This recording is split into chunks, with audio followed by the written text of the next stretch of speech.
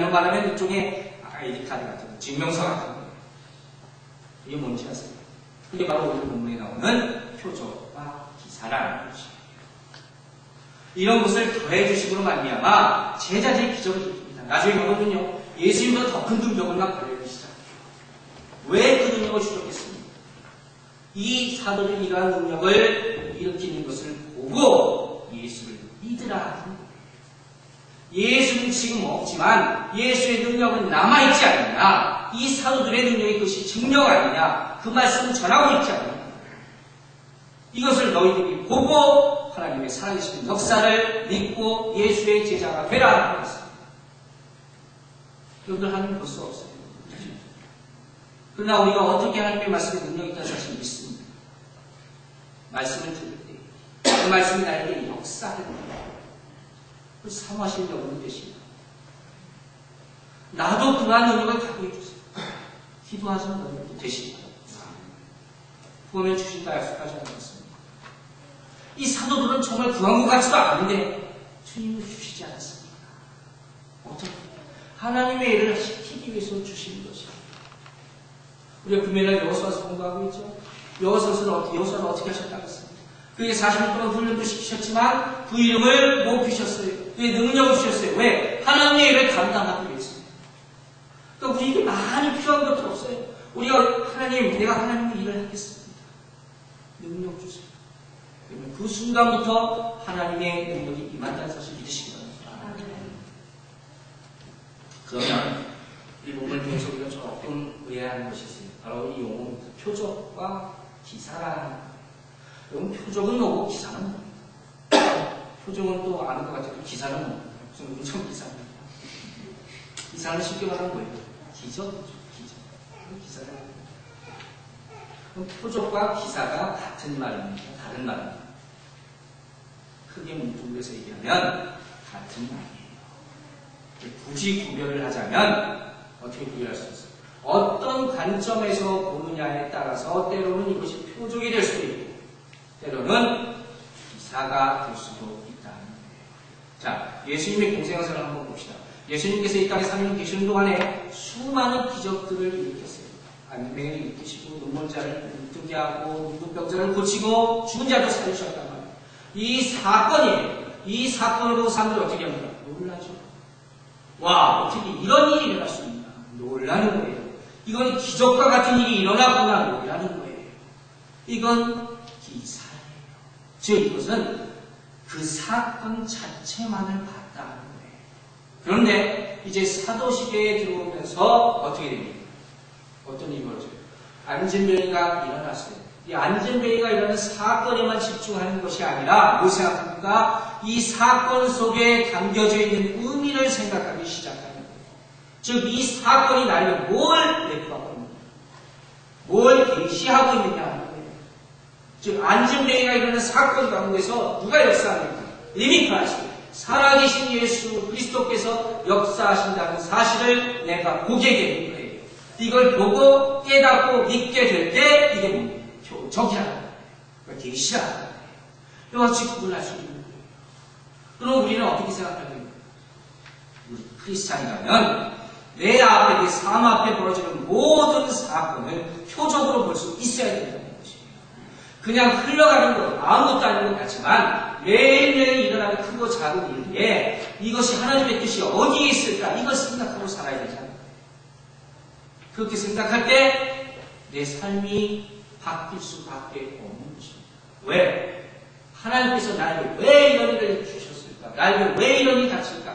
하나님 어떤 방법으로 일을 처리하라 하실까? 한 번 더 생각하지 않겠습니까? 한 번 더 성경 말씀을 보지 않겠습니까? 그런 말미암아 내 삶의 방향이 180도 바뀌게 되는 거예요.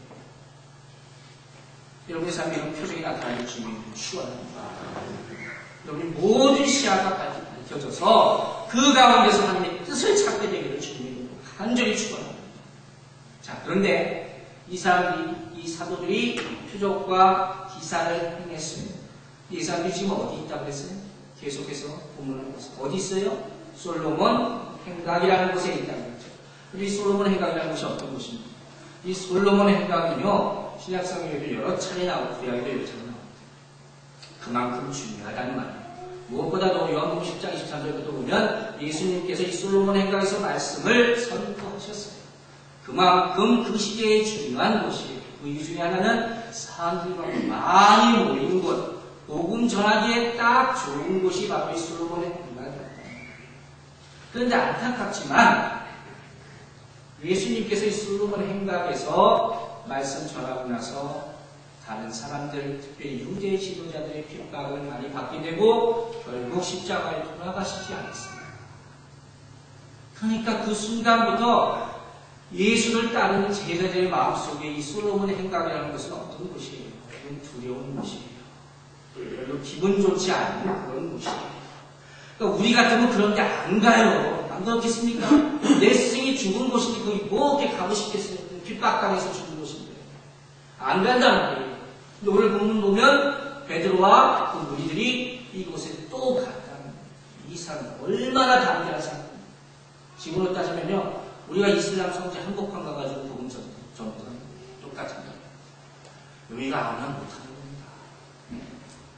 그리고 베드로만 봐도 하루 전에 여기서 또 말씀 선포하다가 어떻게 됐어요? 붙잡혀 감옥에 갔잖아요. 그것도 두드려 맞고 겨우 후방 조치돼서 나왔어요. 근데 지금 더 많은 무리를 이끌고 거기 또 가는 거예요. 또 복음 전달하는 거예요. 이게 어떻게 가는 거예요? 베드로가 이거 어떻게 할 수 있었어요? 이게 어디서부터 나오는 겁니까? 이 대담함이 어디서부터 나오는 거예요? 용기예요. 이걸 어떤 용이라고 얘기해요? 신앙적인 용이라고 얘기하는 거예요. 그냥 만용이 아니라 에이 나는 한번 가서 이분 좀 날려봐야 되겠다 하는 것이 아니라 그 안에 확고한 신앙이 있어요.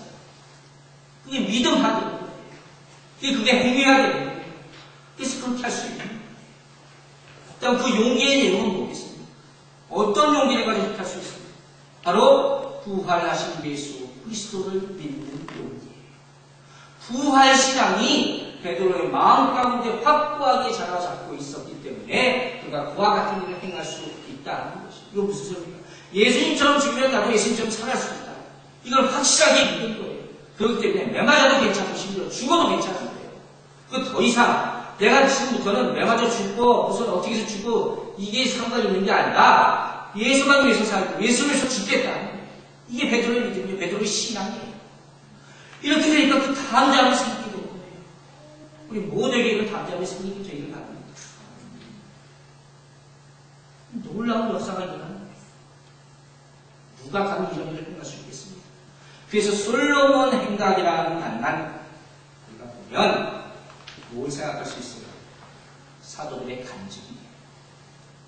사도들의 신앙이 고백된 장소예요. 즉 거기 가서 무슨 말을 하건 말건 나중에 얘기하고 그곳에 갔다는 것만 해도 대단한 믿음이라는 거예요. 우리가 이렇게 되기를 간절히 소망합니다. 여러분들 말씀 들을 때마다 생각하세요. 나랑 그렇게 할 수 있어요. 주님이 부르시면 갈 수 있어요. 사도는 그렇게 했는데 나도 그렇게 할 수 있어요. 내가 오늘 왜 이야기할지 몰라요. 사도들이 했습니다. 여러분이 못할 게 뭐가 있겠습니까? 우리가 못할 게 뭐가 있습니까? 내 힘으로 하는 것이 아니에요. 결단하시고 여러분 되시기 바랍니다. 자, 이제 13절 첫머리를 보니까 흥미로운 단어가 하나 등장합니다.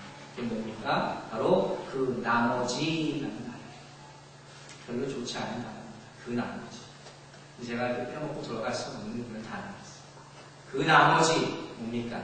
베드로와 그를 따르는 무리들 그 나머지가 오늘날의 말로 바꾸어 한다면